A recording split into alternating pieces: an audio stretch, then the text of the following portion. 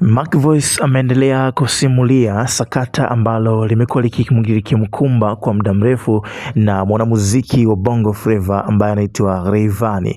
Sasa ikumbukwe Rayvanny aliweza kumsaini Mac Voice kwa kipindi cha muda mrefu sana kuanzia mwaka 2022 ili kuweza kufanya kazi katika lebo yake ambayo inaitwa Next Level Music. Sasa Mac Voice ameamua kufunguka ukweli na kuweka wazi juu ya issue ambazo amekuwa akizipitia katika lebo hiyo. Moja kitu ambacho amekiweka wazi na kuzungumzia ni kuhusiana na yeye kuweza kurekodiwa au kuweza kufukuzwa studio. Kipindi ambacho Rayvanny alikuwa amesafiri na kuelekea zake Dubai. So Mac Voice akiwa anampigia sana simu ili aweze kukaa sawa na kuweza kunyoosha baadhi ya vitu ambavyo vilikuwa viko sawa. Ikumbukwe Mac Voice wakati huo tayari ameshafanya ngoma nyingi sana na ameshaingiza hela nyingi, lakini alikuwa bado hajapewa pesa. Kwa hiyo alikuwa anafuatilia kuweza kujua pesa yake anaipataje, kwa maana ya kwamba dola zimeingia nyingi kwenye dashboard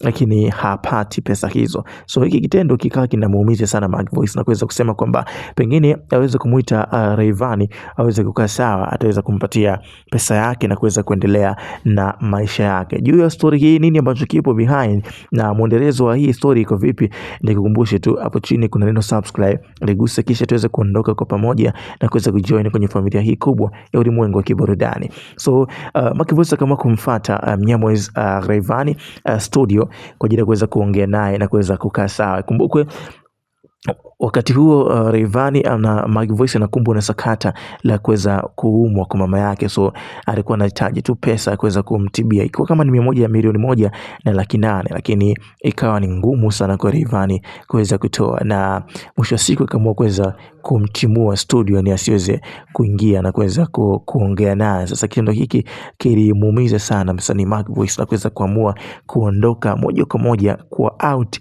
na lebo hiyo, kuweza kufanya kazi nje ya lebo hiyo, kwa maana ya kwamba kuweza kufanya kazi za chaka tu chaka, kitu ambacho kilimshtua pia Rayvanny mwenyewe, kwa sababu alichokifanya mwanzoni hakuna ambaye alikuwa anatambua, lakini Mac Voice ameamua kuweka wazi bayana juu ya kitendo hicho ambacho amekifanya Rayvanny. Sasa story hii bana imekuwa kubwa zaidi na imeleta gumzo kwenye mitandao ya kijamii, kwa sababu wengi wanatambua Rayvanny ni mtu mmoja poa sana. Sasa hivi inakuwaje story kama hizi zinakuwa dogo? Alikuwa anafukuzwa studio asipewe pesa ambayo alikuwa anahitaji kuweza kukaa. So ikawa ni moja kati ya story ambayo inawashangaza washikaji wengi, na kuwaje Vanny Boy ambaye anakuwa anafanya vitendo kama hivi kwenye mitandao ya kijamii.